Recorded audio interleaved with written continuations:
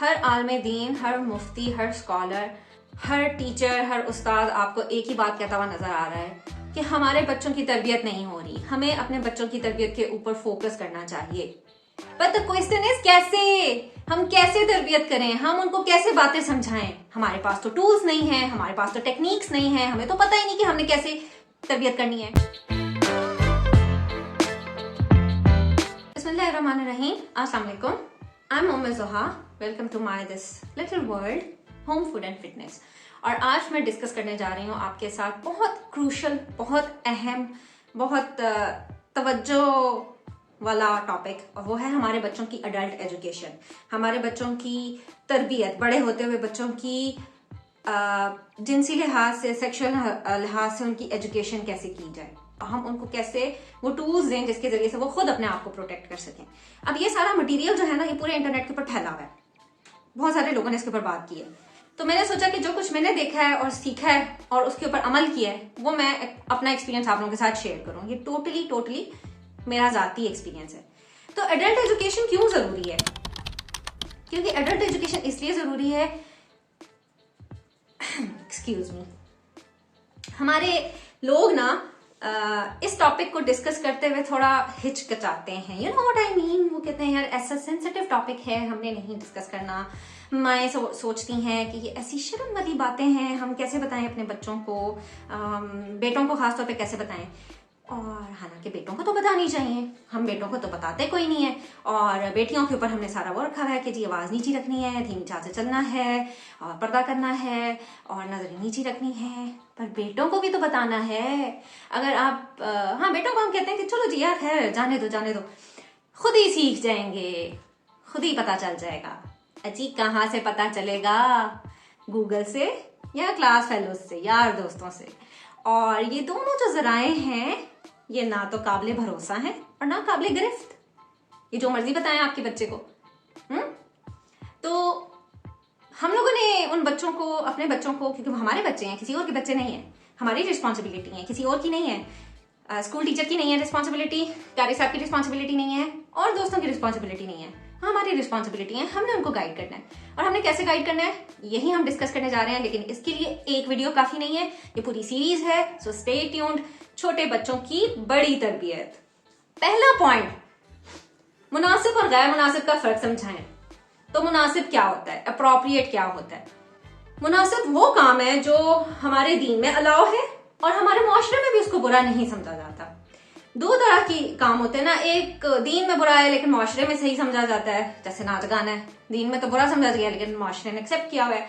इसी तरह और बहुत से काम है, लेकिन कुछ काम ऐसे हैं जो हमारे मुआशरे में ओवरऑल एक मायूब समझे जाते हैं।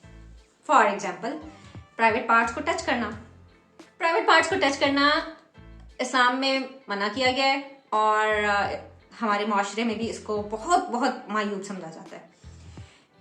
लेकिन हमें एक जो बेरारवी की एक ट्रेंड नजर आता है, उसकी पीछे वजह यह कि हमने वो इंपॉर्टेंस नहीं बताई हुई, अपने बेटों को नहीं बताया हुआ, क्योंकि छोटे बच्चों को नहीं बताया हुआ। तो आप नोट करें, जब अगर आप बच्चों को अपना ये बताएंगे कि प्राइवेट पार्ट्स को गार्ड करने वाले अल्लाह के नेक बंदे होते हैं, और अल्लाह ताला उन बंदों से खुश होता है जो अपने प्राइवेट पार्ट्स को गार्ड करते हैं। और हमने प्राइवेट पार्ट्स को बहुत ज्यादा अननेसेसरीली टच नहीं करना होता। आप सिर्फ उस वक्त टच कर सकते हैं जब आप वॉशरूम यूज कर रहे हैं, या आप जो है ना, आपको कोई मेडिकल इशू हो रहा है, तब आप वो करें। लेकिन खामखा जो है ना, आपने अपने प्राइवेट पार्ट्स को टच नहीं करना। आप ये बात उनको बताएं, और बताएं, वो पूछें क्यों टच नहीं करना, क्या प्रॉब्लम क्या है, तो आप उनको ये बताएं कि ये अप्रोप्रिएट नहीं है, ये मुनासिब नहीं है। आप ये कहेंगे ना, उफ ची बहुत गंदी बात होती है, चुप कर जाओ, ऐसे नहीं करते, छेम हो जाती है। No, that is not the right answer. आपने उनको सही आंसर्स देने हैं उनके क्वेश्चंस के, या उनके ऊपर जो आप अपना प्रॉम्प्ट दे रहे हैं, उनको गाइड कर रहे हैं कि इस तरह से आपने काम करना है। तो उस काम करने की जो लॉजिक आपने देनी है ना, वो बिल्कुल लॉजिक देनी है, अच्छी लॉजिक देनी है। आप उनको ये बताएंगे कि आपने इसलिए टच नहीं करना क्योंकि अल्लाह ताला को पसंद नहीं है। अल्लाह ताला खुश होते हैं अगर हम गार्ड करें, अगर हम ना करें। और अगर आप ये कहेंगे ना अल्लाह ताला नाराज होते हैं, ऐसे लोगों को सजा मिलती है, तो वो आप बच्चों को ना सिर्फ अल्लाह से दूर कर रहे हैं, इस्लाम से दूर कर रहे हैं, बल्कि आप उनके अंदर खाम खा की ना एक मतलब इरिटेशन क्रिएट कर रहे हैं। वो करने की जरूरत नहीं है। मसलन लिबास की फिर बात हम करते हैं। आजकल अगर आप लिबास देखें तो आप बच्चियों को बताएं, जो आपकी बड़ी हो रही हैं बच्चियां, 5 साल की उम्र की हैं, 7 साल की उम्र की हैं, उनको आप बताएं कि अप्रोप्रिएट लिबास क्या है। अब इस्लाम के अंदर अप्रोप्रिएट लिबास क्या है, ये तो पहले हम लोगों को खुद समझने की जरूरत है ना। बीइंग मदर्स, अगर हम लोगों को खुद ही नहीं पता कि इस्लाम में अप्रोप्रिएट लिबास क्या है, तो हम क्या अपने बच्चों को बताएंगे। तो इस्लाम में अप्रोप्रिएट लिबास की ना सिर्फ 2 रिक्वायरमेंट्स हैं। एक, वो आपकी पूरी सतरपोशी कर रहा हो, आपका पूरा कवर कर रहा हो, बाहया हो। और नंबर 2, वो तकवा वाला हो, उसमें ऐसा रियाकारी का और गुरूर का एलिमेंट ना शामिल हो। अब फॉरगेट अबाउट दीज ब्रांड्स। हाँ हम तो ब्रांड्स पहन के समझते हैं कि बस हम तो चीज बन गए हैं, हालांकि ऐसी बात नहीं है। हम नॉर्मल रहना चाहिए, अपने आप को जमीन पर रखना चाहिए। तो लिबास जो है वो क्या है, बाहया और तकवा वाला। तो ये 2 लिबास, इन 2 पैरामीटर्स के ऊपर कोई भी लिबास पूरा उतर सकता है। उसके लिए जरूरी नहीं कि शलवार कमीज ही पहनाई जाए। हाँ, टाइट्स आप ना पहनाएं बच्चों को, लेकिन आप उनको लॉन्ग फ्रॉक्स पहनाएं, उनको इस तरह के सारे वो ड्रेसेस पहनाएं जो बच्चियों का पहनने का दिल करता है। उनको आप खाम मत फोर्स करें कि वो गाउन्स ही पहने। आप उनके लूज गारमेंट्स बनाएं, लेकिन आप उनको हेड स्कार्फ की आदत डालें। जब बचपन से डालेंगे वो पूछेंगे क्यों है, तो आपको कि बेटा ये मुनासिब है, सिंपल सा। तो बड़े होते हुए आपको कोई कॉन्फ्लिक्ट नहीं आएंगे। आप इस तरह की छोटी छोटी हर चीज के अंदर आप ये मुनासिब और गैर मुनासिब वाला फॉर्मूला अप्लाई कर सकते हैं।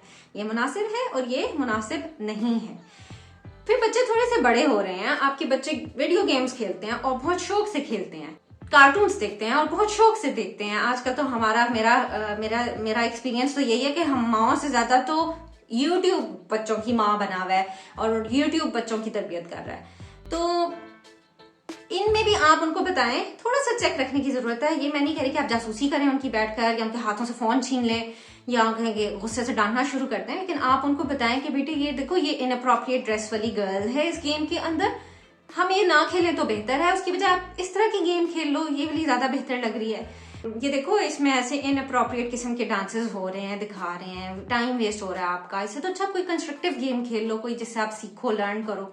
तो जब आप इस तरह के Aahista Aahista step by step आप ये उनके साथ करेंगे, उनको ये फर्क समझाएंगे, तो उनका माइंड उस फर्क को रजिस्टर करना शुरू कर देगा। अगर वो नहीं समझाएंगे तो क्या होगा, उनके लिए सब चीजें बराबर होंगी। उनके लिए हया और बेहयाई बराबर होगी, उनके लिए नमाज और बेनमाजी बराबर होगा, उनके लिए कुफर और इस्लाम बराबर हो जाएगा, उनका फर्क खत्म हो जाएगा। तो हमें वो फर्क रखना है, क्योंकि वो फर्क अल्लाह ने बनाया है, राइट एंड रॉन्ग का, ब्लैक एंड व्हाइट का। तो ये फर्क हमेशा से मौजूद है और हमेशा रहेगा। और जहन जो है उस फर्क को खत्म करने की कोशिश कर रहा होता है, हमारा दिल, हमारा नफ्स उस जहन उसको खत्म करने की कोशिश कर रहा होता है। और बच्चे चूंकि वल्नरेबल होते हैं, उनको गाइडेंस नहीं होती, उनको एक्सपीरियंस भी नहीं होता, तो वो बहुत आराम से इस नफ्स के चंगल में आ जाते हैं। तो हमें उसको बचाने के लिए हमने उनको वो टूल्स देने हैं कि वो समझें। जब आप देखें कि उनको फर्क समझ आना शुरू हो गया है, तो फिर आहिस्ता आहिस्ता आप उनको यूट्यूब एड्स पॉइंट आउट करें, उनको डिफरेंट इस तरह के पोस्टर्स पॉइंट आउट करें जहां पे आपको लग रहा है कि इनअप्रोप्रिएटनेस है। अब मैं आपको बहुत छोटी सी एग्जांपल देती हूँ।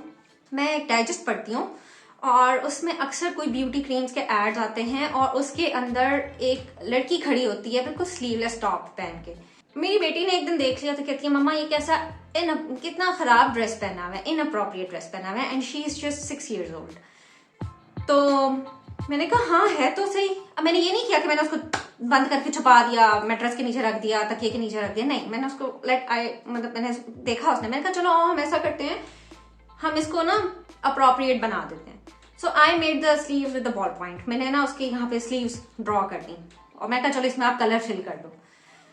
और ये सारी एक्टिविटी ने मुझे मेरे 5 से 7 मिनट लिए, लेकिन उसको बहुत अच्छी तरह से फर्क समझ आ गया कि अप्रोप्रिएट क्या था और इनअप्रोप्रिएट क्या था।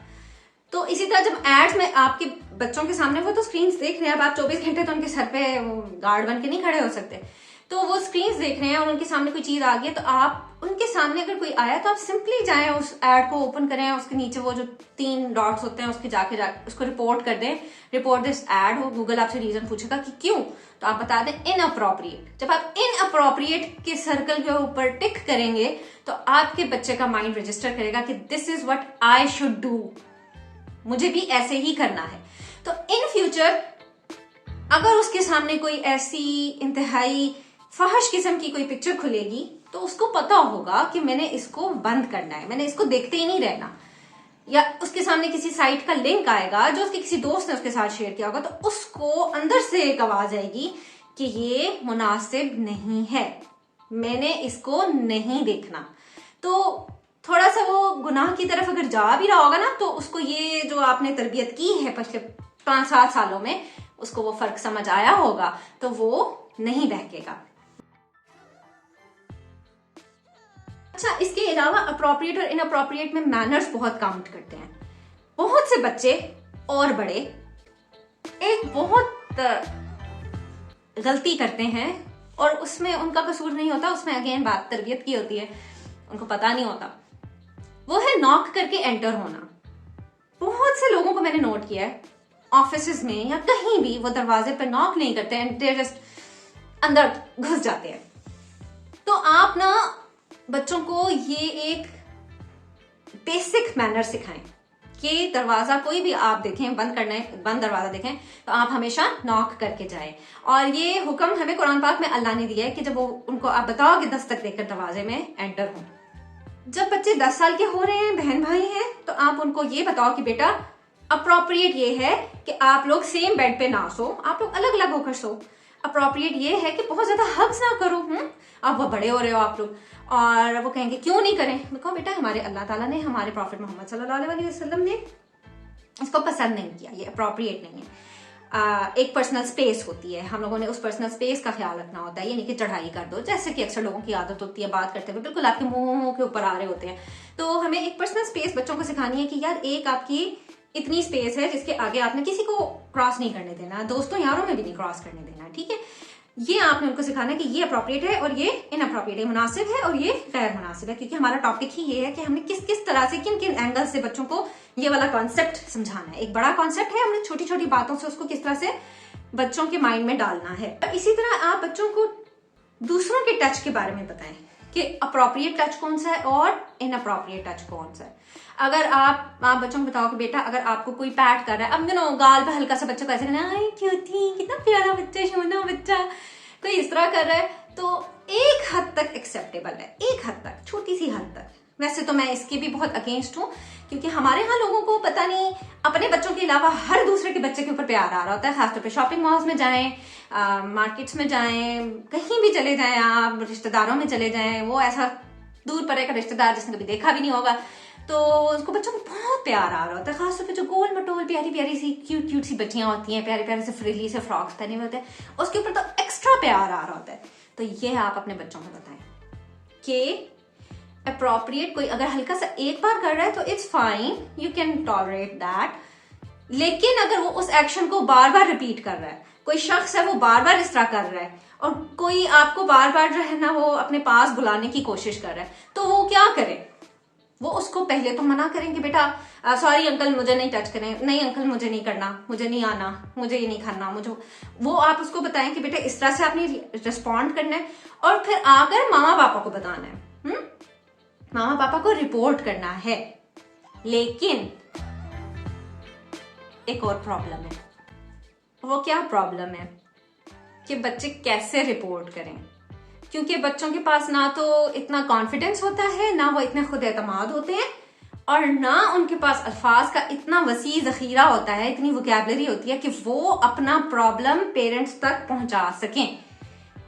अब ये सोचने की बात है कि वो डर रहे होते हैं या उनको कोई नफ्सियाती मसला होता है या कोई दूसरा उनको डरा रहा होता है। वो अपने प्रॉब्लम को कैसे अपने वालिदैन तक पहुंचाएं, उनके दरमियान जो एक गैप है कम्युनिकेशन का वो कैसे खत्म हो, उनकी झिझक कैसे खत्म हो। क्योंकि जब हम एडल्ट एजुकेशन की बात कर रहे हैं तो उसमें कम्युनिकेशन गैप भी आता है। हमारे बच्चे उस वक्त तक कोई बात हमसे नहीं सीख सकते या हम उनको नहीं सिखा सकते अगर हमारे दरमियान गुफ्तो शनीद का ताल्लुक ही नहीं है, अगर हमने वो ब्रिज नहीं बनाया। हम यहाँ वालिदैन हैं और यहाँ हमारे बच्चे हैं और हमने वो ब्रिज ही नहीं बनाया जिसको हम कम्युनिकेशन ब्रिज कहते हैं, तो हमारे बच्चे कैसे अपनी बात हम तक पहुंचाएंगे। लेकिन ये मैं आज नहीं डिस्कस करूंगी, ये मेरा टॉपिक है नेक्स्ट वीडियो का।